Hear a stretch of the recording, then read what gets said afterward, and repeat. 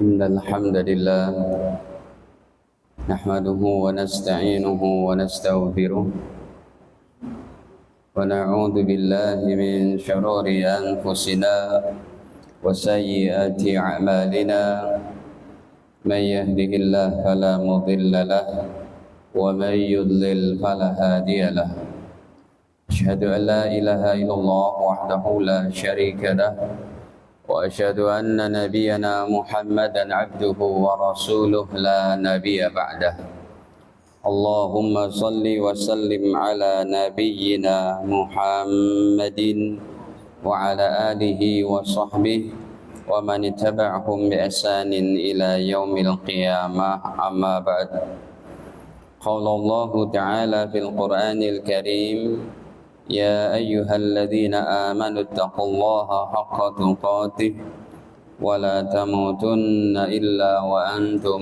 مسلمون. Alhamdulillah, para hadirin kaum muslimin muslimat yang dirahmati Allah Subhanahu wa taala.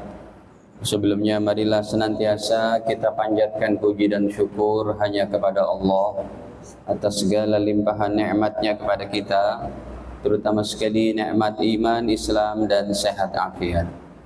Sebelumnya juga saya mengucapkan taqabbalallahu minna wa minkum, ja'alanallahu wa iyyakum minal a'idin wal faizin, kulla amin wa antum bi khair. Semoga senantiasa Allah menerima amal-amal kita di bulan suci Ramadan, dijadikannya kita menjadi hamba-hamba yang kembali dalam keadaan fitrah kita dan mendapat kemenangan, serta semoga sepanjang tahun dalam keadaan yang baik. Amin ya rabbal alamin. Mengawali kajian kita ba'da zuhur, kita mulai dengan tema istiqomah sampai ajal tiba. Karena ulama berkata bahwa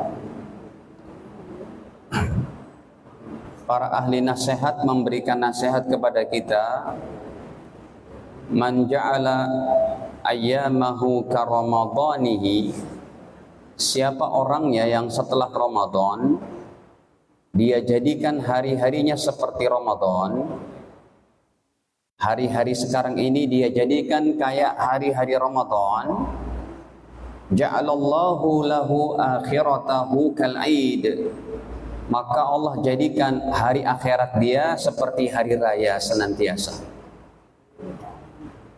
Ramadan sudah pergi, tetapi apabila amalan-amalan Ramadan tetap ada pada hari-hari ini, nanti di akhirat kita Allah jadikan senantiasa hari-harinya adalah hari raya. Tidak ada kesedihan, tidak ada gundah gulana, yang ada tinggal senang dan senang. Hadirin, memang Ramadan boleh pergi, tetapi takwa tidak boleh pergi. Ramadan bisa meninggalkan kita dan itu pasti, tetapi ketakwaan tidak boleh meninggalkan kita. Dalam sunnatullahnya di dunia ini, kebaikan atau keburukan pasti akan berlalu. Kebaikan akan habis, keburukan juga enggak senantiasa dominan. Ya, kayak sekarang Amerika nih menyerang Iran, kan enggak selamanya begitu.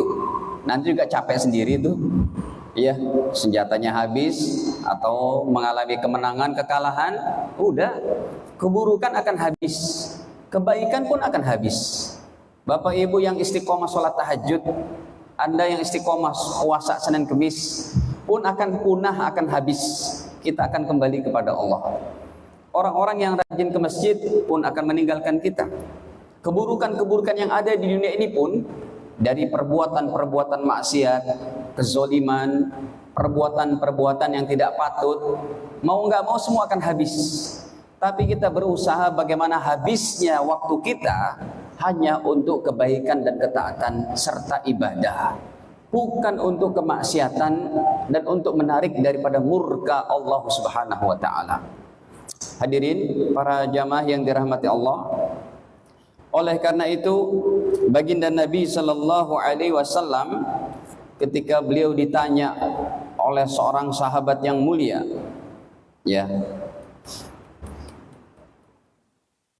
Nabi ditanya, "Ya Rasulullah, wahai Rasul, qul li fil Islam."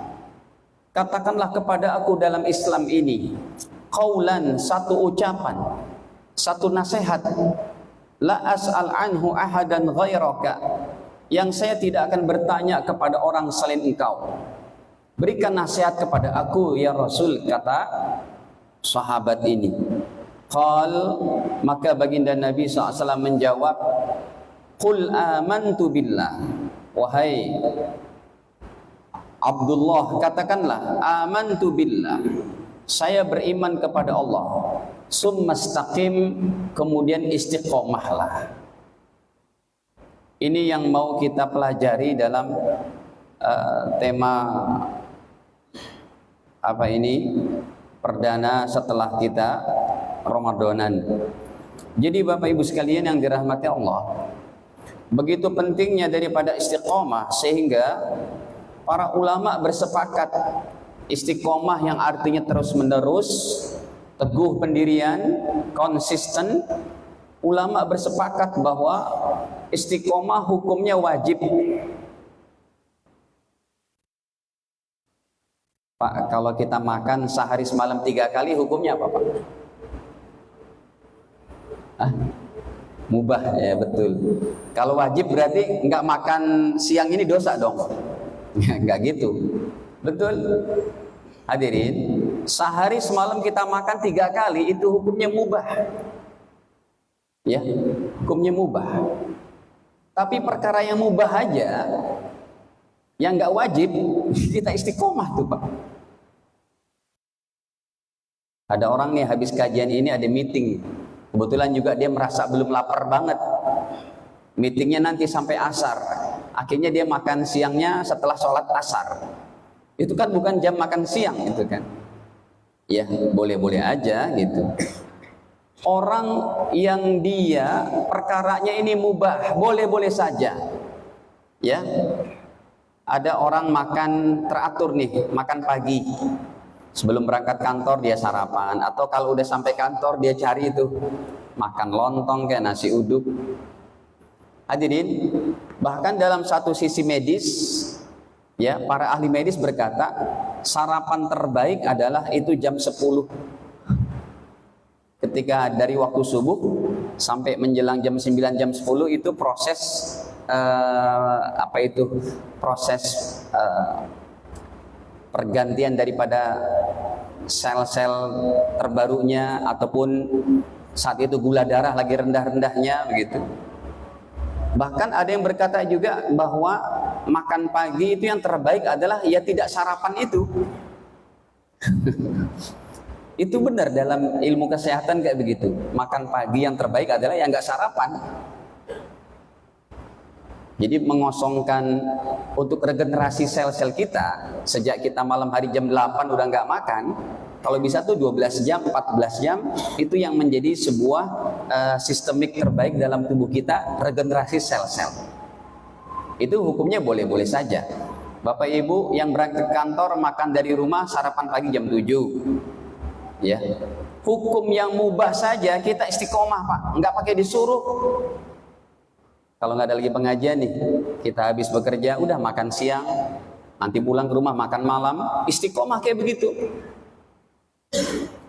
Ini perkara yang diwajibkan, bagaimana kita nggak istiqomah? Makanya coba kita lihat lagi, bila istiqomah diabaikan, akan hasilkan dosa-dosa besar. Bila istiqomah terabaikan, bahkan dosa-dosa besar yang tidak ada ampunan akan terjadi pada diri seseorang. Sholat 5 waktu wajib, dia nggak istiqomah, cuma 4 waktu, cuma 3 waktu, jadilah dosa besar. Hukum beriman kepada Allah wajib, lalu dia tidak beriman lagi kepada Allah, bahkan ini dosa besar yang nggak ada ampunan. Jadi betapa pentingnya istiqomah itu hadirin.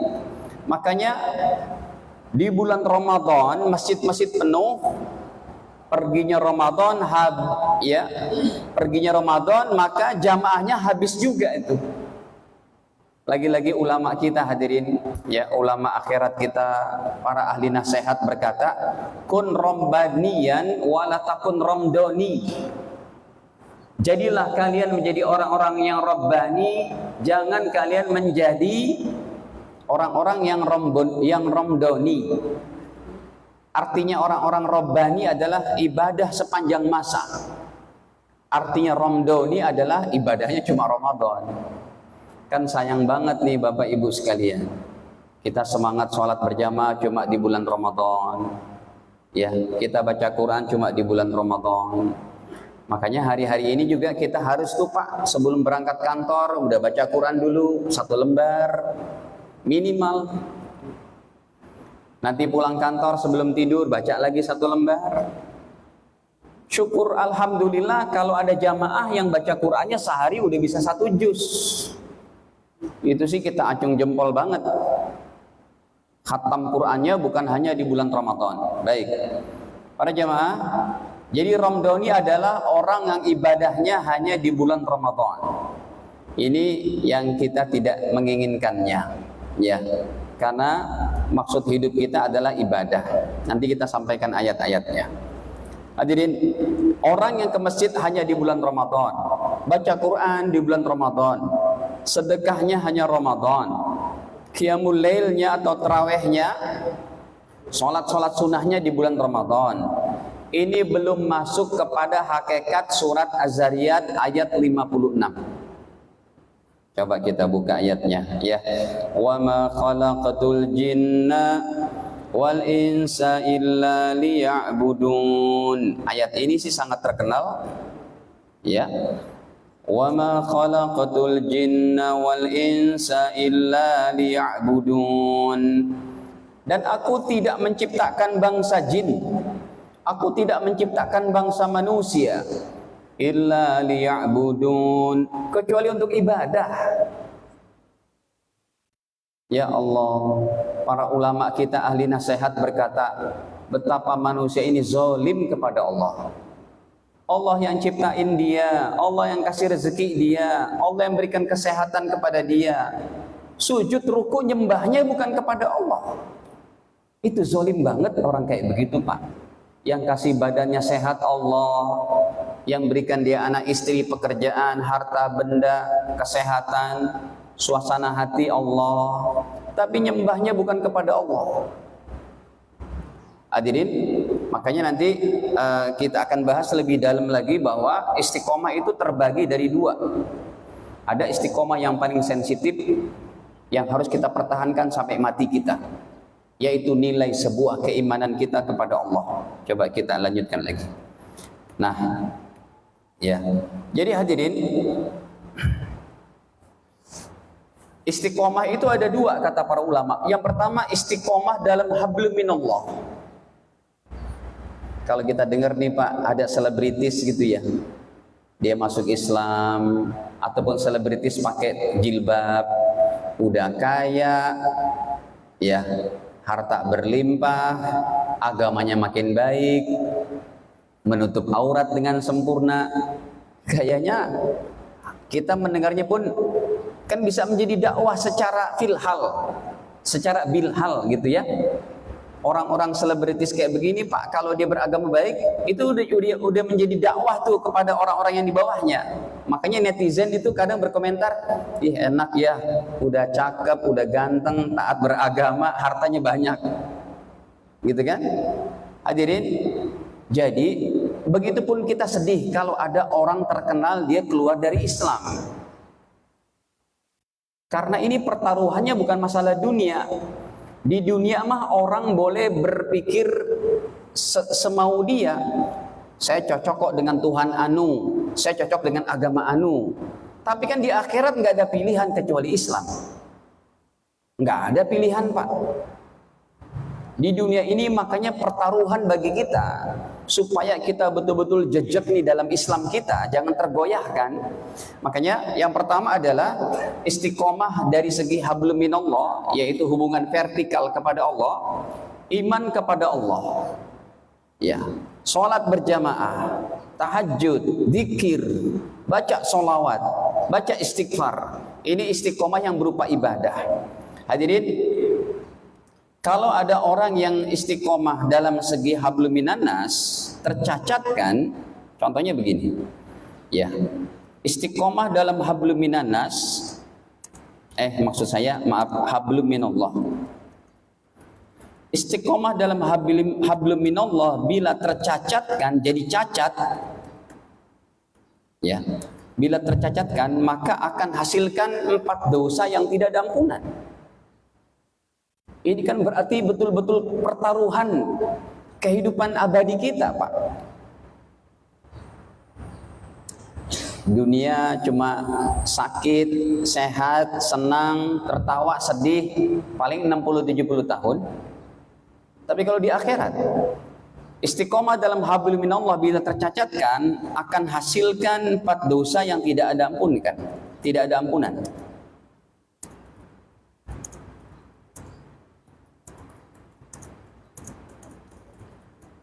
Yang pertama, karena dia nggak istiqomah dalam iman, bisa jadi mati kafir, naudzubillah. Ini kami bawakan dalilnya semua dalam Al-Quran, ya. Yang kedua, bisa jadi dia mati musyrik.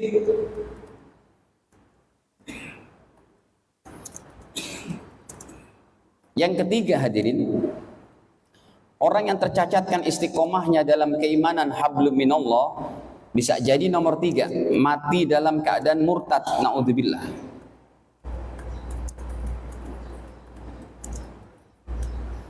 Yang keempat, mati dalam keadaan munafik.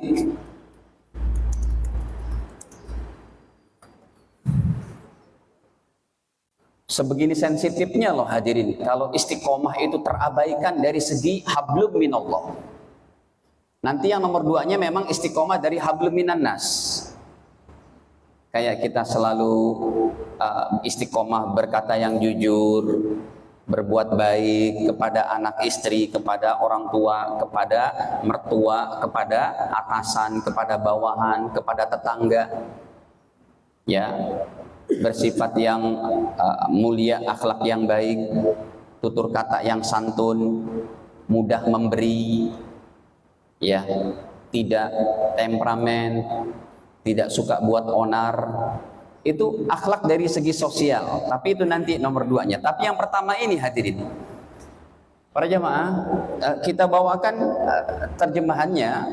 Orang kalau tidak istiqomah dalam keimanan, ini menghasilkan dosa besar. Yang pertama, repot banget nih Pak, udah nggak ada ampunan ini. Coba kita bacakan. Innalladzina kafaru wa matu wa hum kuffar. Sesungguhnya orang-orang kafir yang mati dalam keadaan kafir. Di sini Allah katakan dia mati dalam keadaan kafir, tidak iman kepada Allah. Ingat, definisi kafir adalah orang yang tidak iman kepada Allah. Definisi kafir bukan sekedar orang yang jahat, bukan. Orang yang tidak beriman kepada Allah. Orang yang tidak menyembah kepada Allah, itu namanya kafir. Gitu ya. Makanya ada ayatnya tuh. Qul ya ayyuhal kafirun. Wahai orang-orang kafir, la a'budu ma ta'budun. Aku tidak menyembah Tuhan yang kamu sembah. Jadi orang yang menyembah Tuhan yang kita sembah, orang yang tidak menyembah Tuhan yang kita sembah, itu namanya kafir. Menyembah kepada selain Allah. Di sini Allah tegaskan, innalladzina kafaru, sesungguhnya orang-orang kafir, wa matu wa hum kuffar, yang mereka mati dalam keadaan kafir, falan yuqbala min ahadihim, maka tidak akan diterima salah seorang di antara mereka, mil'ul ardi dhahaba, sekalipun ia memiliki emas sepenuh bumi. Emasnya sepenuh bumi hadirin. Hari-hari ini saya baca itu, saya cari di internet, ya, kalau kekayaannya yang punya Starlink sama Tesla itu kan udah mencapai 14.000 triliun Pak. Ya, itu uang segitu kayak apa ya Pak ya? 14.000 triliun. Kalau Indonesia kita lihat datanya jauh ya. Di sini di Indonesia yang paling terkayanya itu yang kemarin meninggal, ya, yang punya apa? Yang kemarin meninggal Pak, baru berapa hari lalu meninggal?